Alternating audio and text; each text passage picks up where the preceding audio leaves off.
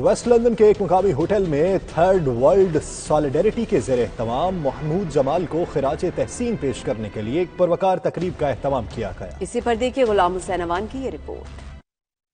ایک شام محمود جمال کے نام سے سجنے والی اس تقریب کا انتظام تھرڈ ورلڈ سالیڈیرٹی کے سربراہ مشتاق لاشاری کی طرف سے کیا گیا۔ تقریب سے خطاب کرتے ہوئے ثنا بھٹو نے محمود جمال کی ادبی و قلمی خدمات کو سراہا اور ان کے فن کو بیش قیمت خزانہ قرار دیا۔ برطانوی صحافی ساندرا سٹیرلے نے مختلف برطانوی ٹیلی ویژن چینلز پر چلنے والی محمود جمال کی ڈاکومنٹریز کی اہمیت پر بات کی۔ ڈیوڈ شانکس نے محمود جمال کی شاعری پڑھ کر سنائی اور ان کے نادر اور اچھوتے خیالات کو سراہا۔ محمود جمال نے اپنے تعارف میں تقسیم ہند کا احوال بتانے کے ساتھ ساتھ اپنے قلمی اور ادبی سفر کی داستان بھی سنائی۔ You said there will be peace and justice and a new order, and I took your word for it.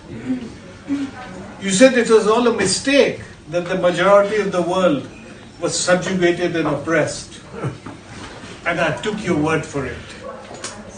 You spoke of stability, security, a better life for all, and I took your word for it. تقریب کے میزبان مشتاق لاشاری نے محمود جمال کی ذات اور ان کی کتب کا تعارف کروانے کے ساتھ انہیں زبردست الفاظ میں خراج تحسین پیش کیا۔ تقریب میں نذیر لغاری، میاں سلیم، کونسلر ریٹا بیگم، بیرسٹر اندلیب محسن، پروفیسر وکٹوریہ گڈارڈ اور اشتیاق گھمن سمیت کمیونٹی کی نمایاں شخصیات شریک ہوئیں۔ غلام حسین اوان، 92 نیوز، لندن۔